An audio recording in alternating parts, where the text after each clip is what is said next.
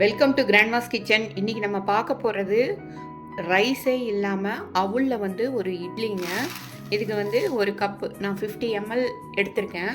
அவளை நல்லா கழுவிட்டு நம்ம ஒரு 1/2 hour ஊற வச்சிடலாங்க. இப்போ இதை மிக்ஸி ஜாரில் போட்டு நைஸாக அரைச்சி கொண்டு வந்துடலாம். எந்த கப்பில் நம்ம அவுள் அளந்தோமோ அதே கப்பில் ஒரு கப் அளவுக்கு வெள்ளை ரவை, சொஜ்ஜி ரவை அது போட்டுக்கலாங்க. அப்புறம் கேர்டு அதுலேயே ஒரு கப் அளவு ஊற்றிடலாம். இது கொஞ்சம் கெட்டியாக இருக்கிற மாதிரி இருந்ததுன்னா கொஞ்சம் தண்ணி ஊற்றிக்கலாம். அதுக்கு தேவையான அளவு உப்பு போட்டுடுறேன்.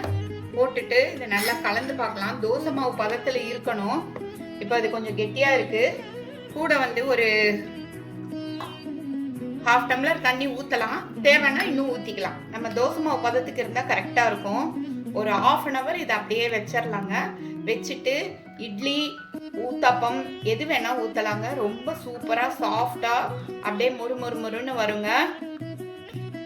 இந்த மாவு வச்சு கன்சிஸ்டன்சி இது மாதிரி இருக்கணுங்க. இதுக்கு கடுகு, உளுத்தம்பருப்பு, கருவேப்பிலை, ஒரே ஒரு பச்சை மிளகாய் போட்டு தாளிச்சிடலாம். தாளிச்சிட்டு அதை கலந்து ஒரு 10 minutes வச்சுட்டு அப்புறம் இட்லி ஊற்றினோம்னா ஒரு சூப்பரான சுவையான சாஃப்டான இட்லி கிடைக்கும். இப்போ இது 10 நிமிஷம் ஆயிடுச்சு. இது மாதிரி பெரிய தட்டுலையும் ஊற்றலாம் அல்லது சின்ன தட்டுலையும் நம்ம ஊற்றலாங்க. 7 நிமிஷம் வேக வச்சோம்னா நம்மளுக்கு சூப்பரான ஒரு இட்லி கிடைச்சிரும். இட்லி தட்டுலையும் ஊற்றலாம். இது அடிஷ்னலாக டேஸ்டாக இருக்கும். அதுக்காக நான் இப்படி ஊற்றிருக்கேன்.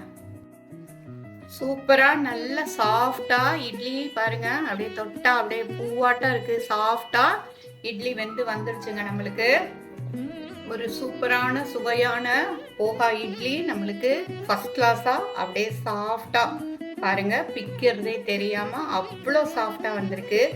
இதுக்கு ஒரு கும்பகோணம் கடக்காய் போட்டு அப்படி சாப்பிட்டோம்னா அவ்வளோ டேஸ்டாக இருக்குங்க. எல்லாரும் பார்த்து செஞ்சு சாப்பிட்டு என்ஜாய் பண்ணுங்க. தேங்க்ஸ் ஃபார் வாட்சிங் அவர் கிராண்ட்மாஸ் கிச்சன்.